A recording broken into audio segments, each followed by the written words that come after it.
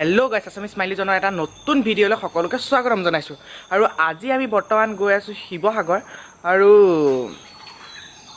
গুৱাহাটী, ডিব্ৰুগড় প্ৰত্যেকখন জিলাৰে কিছুমান নিৰ্দিষ্ট কাৰণৰ বাবে বিখ্যাত। এতিয়া গুৱাহাটী বিখ্যাত, তাত থকা চিৰিয়াখানা বা তাত থকা কলাক্ষেত্ৰ, তাৰপিছত ডিব্ৰুগড় বিখ্যাত, ডিব্ৰুগড় বিশ্ববিদ্যালয়, জগন্নাথ মন্দিৰ আদিৰ বাবে।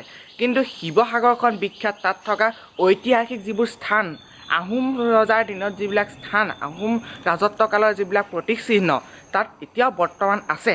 আৰু সেই সকলোখিনি আজি আমি চাবলৈ গৈ আছোঁ শিৱসাগৰলৈ। আৰু শিৱসাগৰত গৈ পেলাই আমি তাত থকা ৰংঘৰ, কাৰেংঘৰ, জয়দৌল, শিৱদৌল সকলোখিনি আপোনালোকক দেখুৱাবলৈ জনাবলৈ চেষ্টা কৰিম। আৰু যিখিনি মানে নজনা কথা, বহুতো তাত কিছুমান নজনা কথা আছে, বহুত আচৰিতজনক কিছুমান কথা আছে, বহুত আচৰিত কিছুমান জানিবলগীয়া তথ্য আছে। সেই সকলোখিনি তথ্য আপোনালোকৰ আগত আজি আমি দাঙি ধৰিবলৈ চেষ্টা কৰিম। আৰু আপোনালোকে ভিডিঅ'টো চাই থাকিব। আমি তেতিয়া যাম জুবিন দাসৰ লগত। আপোনালোকে ভিডিঅ'টো চাই থাকিব আৰু ভাল পালে লাইক কৰি দিব আৰু কমেণ্ট কৰি দিব।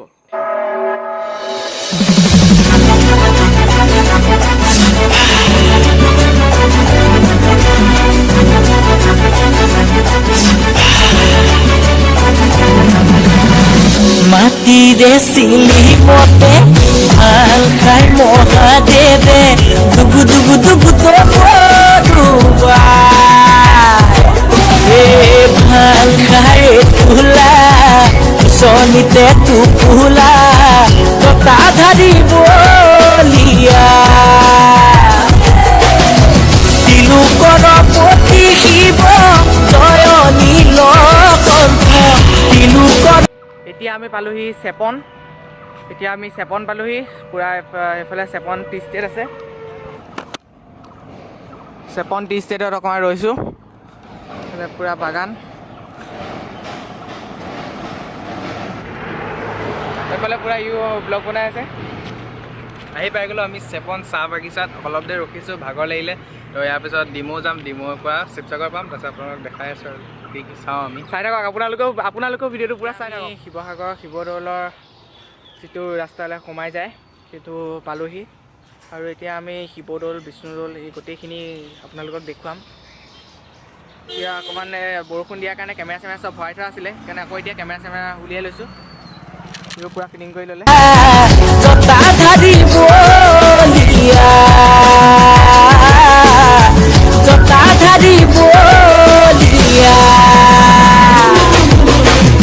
মাটিৰে চিলিমতে ভাল খাই মহাদেৱে দুগু দুগু দুগু দুবা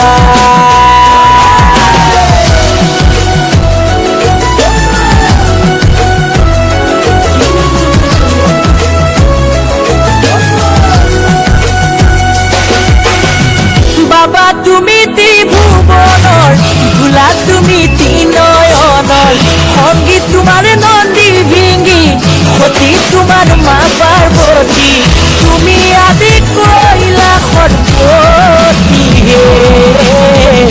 শিৱসাগৰৰ শিৱদৌল, ইতিহাস প্ৰসিদ্ধ শিৱদৌল। আৰু আমাৰ আগফালে আছে এয়া শিৱদৌল। ভাংখাৰে তোলা চনিতে টোপোলা টকা ধাৰি বলিয়া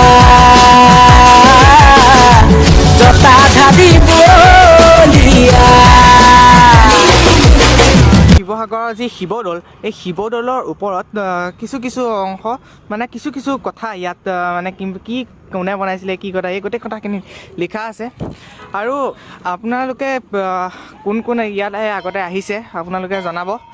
মাটিৰে চিলিমতে ভাল খাই মহাদেৱে দুগু দুগু দুগু দুবা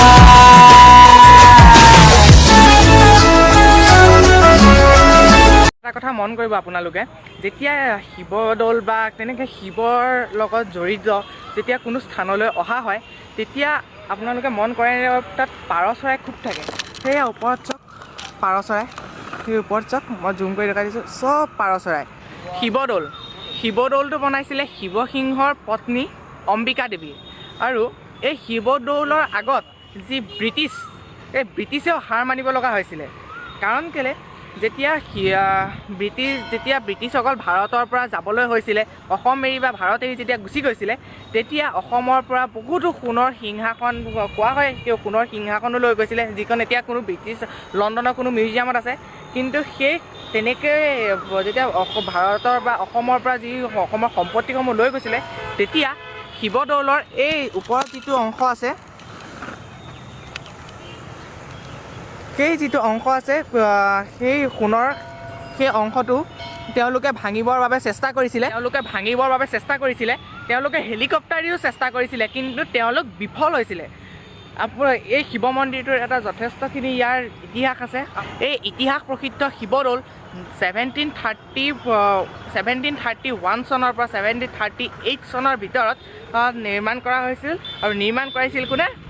স্বৰ্গদেউ শিৱসিংহৰ পত্নী ৰাণী অম্বিকাই। আৰু আমি এতিয়া উপস্থিত আছোঁ সেই শিৱদৌলতে। আৰু শিৱদৌলৰ সেই ওপৰৰ যিটো আপোনালোকক দেখালোঁ সোণৰ যি অংশ, সেই অংশৰ উচ্চতা প্ৰায় 8 ফুট। আৰু এই সম্পূৰ্ণ এই যিটো মূল অংশটো, শিৱদৌলৰ যি মূল অংশ, সেই ডাঙৰ যিটো মূল অংশটো, সেই মূল অংশটো হেনো এছিয়াৰ ভিতৰত আটাইতকৈ ডাঙৰ শিৱৰ মানে মূল অংশ বুলি কয়, মণ্ডপ বুলি কয়, আটাইতকৈ ওখ মানে। আৰু এই মন্দিৰটো প্ৰায় 104 ফুট ওখ। আৰু এতিয়া আপোনালোকক দেখুৱাম এই মন্দিৰৰ ভিতৰৰ অংশ।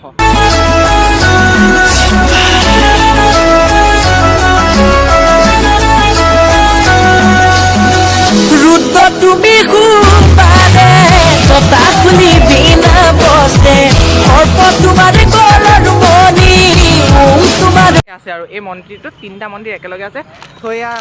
থৈয়া দেৱীদৌল, সেইফালে আছে বিষ্ণুদৌল, আৰু এই ইয়াত আছে শিৱদৌল। এই অংশত চাকি জ্বলোৱা হয়, চাকি ধূপ ইয়াত জ্বলাবৰ কাৰণে দিয়া হয়। তোমাৰ মুখৰ বাণী পূজাৰ বাবে এতিয়া আমি শিৱদৌলৰ ভিতৰতে আছোঁ। আৰু শিৱদৌলৰ ভিতৰত কেমেৰা এলাও নাই, সেইকাৰণে আমি দেখুৱাব আপোনালোকক নোৱাৰিলোঁ।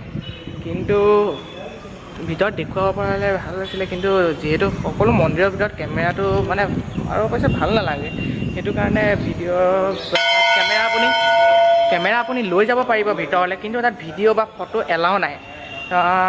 তাত সেৱা চেৱা কৰি আহিলোঁ আমি। আৰু এইফালে তেওঁ বাহিৰত ৰছী চছী তেনেকৈ দিয়ে। এয়াই হৈছে ইতিহাস প্ৰসিদ্ধ দেৱীদৌল। শিৱদৌলৰ ঠিক কাষতে আছে ইতিহাস প্ৰসিদ্ধ দেৱীদৌল। এই দেৱীদৌলৰ বিষয়ে ইমানখিনি মই ভালদৰে নাজানো, কিন্তু আপোনালোকে ইয়াৰ পৰাই এই মন্দিৰটো ধুনীয়াকৈ চাব পাৰে, চাই লওক। ভাঙ্গাৰে তুলা সনিতে টুকুলা কথা ভাবি বলিয়া আগৰ দিনৰ ইটাবিলাক চাওক না, কিমান ক্ষীণ চাওক আগৰ দিনৰ ইটাবিলাক। এতিয়া যাম আমি বিষ্ণুদৌল। এই বিষ্ণুদৌলৰো এটা ইতিহাস আছে, যি ইতিহাস আপোনালোকক আমি জনাম। কিছুমান নতুন কথা আপুনি শিকিব পাৰিব আমাৰ এই ব্লগৰ পৰা। মই এতিয়া বৰ্তমান উপস্থিত আছোঁ বিষ্ণুদৌলত। আৰু একেবাৰে ওপৰত ভগৱান বিষ্ণুৰ যি সুদৰ্শন চক্ৰ, সেয়া দেখুৱাবলৈ চেষ্টা কৰা হৈছে। এই বিষ্ণুদৌল নিৰ্মাণ কৰাইছিল স্বৰ্গদেউ ৰুদ্ৰসিংহই। এই মন্দিৰ প্ৰায় বনাবলৈ 20 বছৰ লাগিছিল। এই মন্দিৰভাগ বনাবলৈ প্ৰায় 20 বছৰ সময় লাগিছিল। আৰু এই মন্দিৰটো 350 বছৰ পুৰণি মন্দিৰ। এতিয়া আমি যাম শিৱসাগৰ পুখুৰী। আপোনালোকে চাই লাগিব, শিৱসাগৰ পুখুৰীৰ পৰা বহুত ইণ্টাৰেষ্টিং কথা আপোনালোকক জনাম। আপোনালোকে হয়তো জানিব পাৰে, কিন্তু বহুতে হয়তো এইটো কথা নাজানিবও পাৰে। বৰ্তমান আহি পালোহি ইয়াত এতিয়া শিৱসাগৰ পুখুৰী, পূৰা ছাতি লৈ ব্লগ। এইটো চাওক, মাছটো চাওক কিমান ডাঙৰ, মাছটো চাওক কিমান ডাঙৰ, চাওক মাছটো। সেইটো এটা এইফালে চাওক না, ইমান ধুনীয়াকৈ হাঁহ চৰি আছে। এইটো চাওক ইমান ডাঙৰ মাছ, সেইটো চাওক কিমান ডাঙৰ। এতিয়া আমি আহি পেলাই এয়া পিছফালে আছে, আমাৰ পিছফালে আছে শিৱসাগৰ পুখুৰী, আৰু পিছফালে আছে শিৱদৌল। আৰু এই শিৱসাগৰ পুখুৰী বৰপুখুৰী বুলিও কোৱা হয়।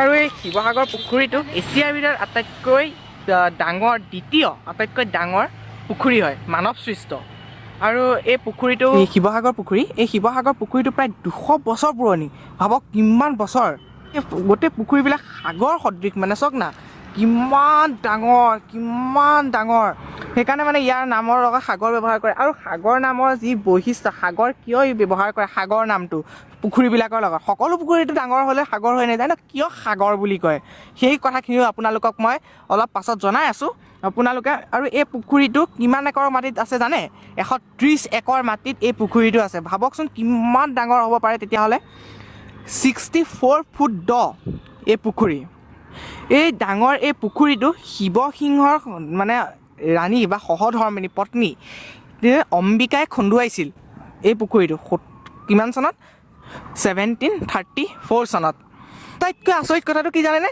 এই পুখুৰীৰ পানীক বাৰিষা হওক খৰালি হওক কেতিয়াও নকমে নহয় এই পুখুৰীৰ পানী সদায় সমান লেভেলত থাকে আজি যিমান লেভেলত আছে কাইলৈও সিমান লেভেলতে থাকিব আপোনালোকে এই পুখুৰীটো দেখিলে ক'ব পাৰিবনে এই পুখুৰীটো যে কোনো ধৰণৰ প্ৰযুক্তিগত সমৰ্থ অবিহনে মানে নিৰ্মাণ কৰিছিল মানে টেকন'লজিকেল ছাপৰ্ট মানে মানে ইংৰাজীত ক'বলৈ গ'লে টেকন'লজিকেল ছাপৰ্টৰ অবিহনে এই পুখুৰীটো খন্দোৱা হৈছে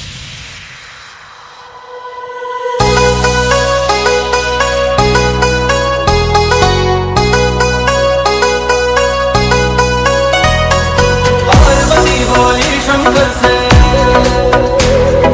पार्वती बोली शंकर से सुनिए भोलेनाथ जी रहना है इस जन्म में मुझे तुम्हारे साथ जी वचन दीजिए ना छोड़ेंगे कभी हमारा हाथ जी भोले